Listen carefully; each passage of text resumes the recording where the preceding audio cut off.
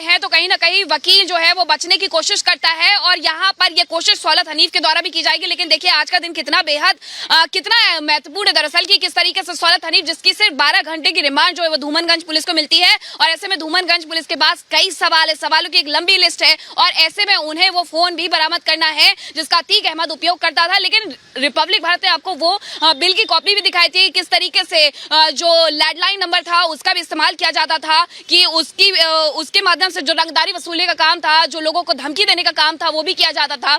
लेकिन जतिन देखिए mobile phone बेहद महत्वपूर्ण हो जाता है क्योंकि ऐसी कई चीजें हैं जो मोबाइल फोन में स्टोर हो सकती है, किसी के नंबर हो सकते हैं, किसी के मैसेजेस हो सकते हैं, किसी की फोटोज हो सकती है। जतिन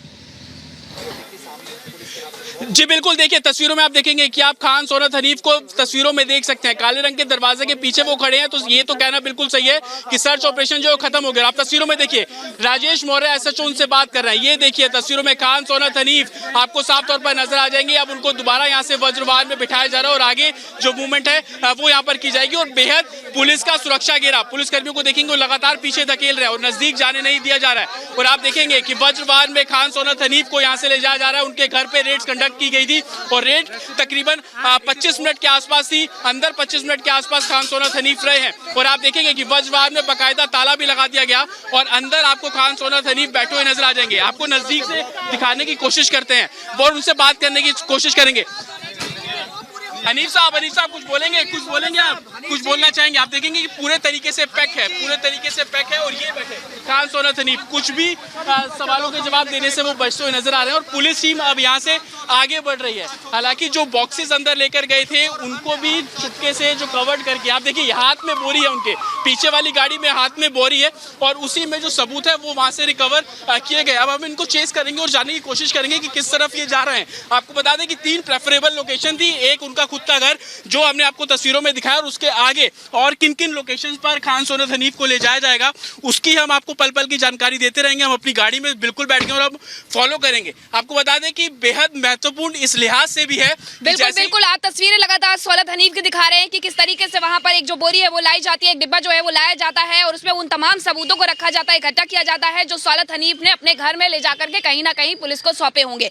अब ऐसे में पुलिस जो है वहां से निकल रही है और अब देखना होगा कि आखिरकार सौलत हनीफ को लेकर के सीधे जाती है शाइस्ता परवीन के घर या फिर अतीक अहमद के चकिया स्थित घर पर आती है। चकिया स्थित ये घर हालांकि पूरी तरीके से ध्वस्त हो चुका है। इसकी तस्वीरें आपको दिखा रहे हैं कि किस तरीके से इस घर पर बुलडोजर चला, इसे ध्वस्त कर दिया गया और कई एकड़ में फैला हुआ है ये घर। ऐसे में ये सवाल भी खड़े हो जाते हैं क्या अतीक अहमद का जो मोबाइल फोन था वो इसी प्रॉपर्टी में कहीं दफनाया तो नहीं गया है, उसे इस तरीके से जमीन में छिपाया तो नहीं गया है। तो ऐसे में ये तमाम सवाल जो है वो कहीं ना कहीं खड़े हो जाते हैं और जब यहाँ पर धूमनगंज पुलिस पहुंचेगी तो उन तमाम सवालों के जवाब जो है वो तलाशने की कोशिश करेगी कि क्या अतीक अहमद का जो मोबाइल फोन है वो यहाँ कहीं दफन है और उसे निकाल करके अतीक अहमद से जुड़े हुए लोगों के और भी राज यहाँ पर खुल सकते हैं। अतीक अहमद के मोबाइल में ऐसे तमाम कॉन्टैक्ट हो सकते हैं जिसने कहीं ना कहीं उसकी जुर्म की दुनिया में उसे हेल्प की होगी। ऐसे कई फोटोज हो सकते हैं, ऐसे कई वीडियोज हो सकते हैं और ऐसे कई मैसेजेस हो सकते हैं, साथ ही ऐसे कई ऑडियो हो सकते हैं जो कहीं ना कहीं उमेशपाल हत्याकांड में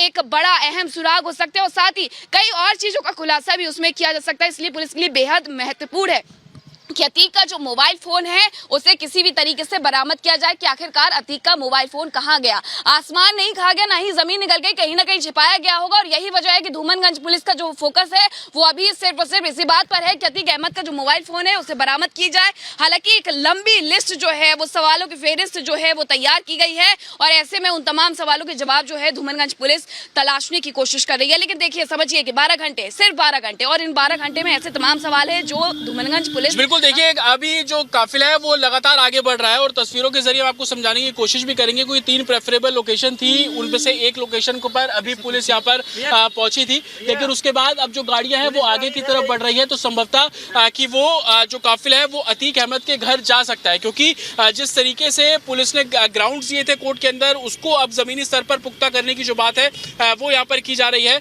और अतीक अहमद के दफ्तर से क्या कुछ रिकवर करना चाहती है पुलिस वो वहां जाकर बिल्कुल क्लियर हो जाएगा। जाएगा, लेकिन जो वकील है उनके घर पर साफ तौर पर देखा गया था कि पुलिस कुछ बॉक्सेस लेकर अंदर गई थी और उन बॉक्सेस को जब बाहर लाया गया तो एक कर्टेन टाइप का कुछ बोरी टाइप का कुछ चीज थी, उसके अंदर उसको भर के बाहर लाया गया ताकि कोई पता ना कर पाए कि उस सबूत के तौर पर उसमें क्या है।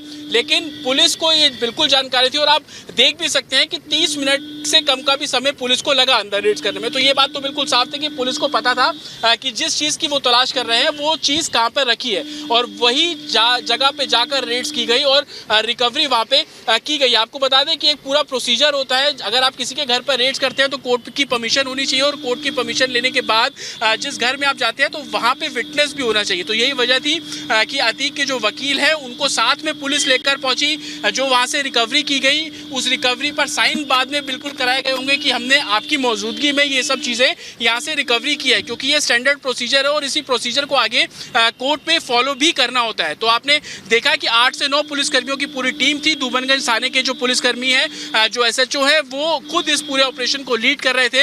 हालांकि मीडिया को दूर रखने की भी कोशिश बिल्कुल यहाँ से की गई थी, क्योंकि जिस तरीके से अतीक के केस में देखा, अशरफ के केस में देखा कि बेहद नजदीक लोग पहुंच गए थे, तो ऐसा कुछ ना हो। और यही वजह थी कि वज्रवाहन को भी इसलिए लगाया गया था, वज्रवाहन के अंदर बिठाया गया। हम लगातार उनसे बात करने की कोशिश कर रहे थे। जब वो वज्रवाहन में बैठे तो हमने पूछा आप कुछ कहना चाहते हैं, आप अपने बचाव में कुछ कहना चाहते हैं क्या, कुछ रिकवरी आपके घर से की गई? तो वो कुछ भी कहने से बचते दिखे। हालांकि दोपहर का समय, बेहद व्यस्त जो रोड है, उसी रोड के बीच में से होता हुआ जो काफिला है वो अब यहाँ से आगे की तरफ बढ़ रहा है। 2 लोकेशन सबसे बड़ी है। उन लोकेशंस के हिसाब से अगर आप देखेंगे कि अतीक का जो दफ्तर है और अतीक का जो मायका है, उन 2 लोकेशंस पर पुलिस लेकर जा सकती है और उसी को देखते हुए जो आगे जो काफिला है वो आपको बढ़ता हुआ नजर आ रहा है।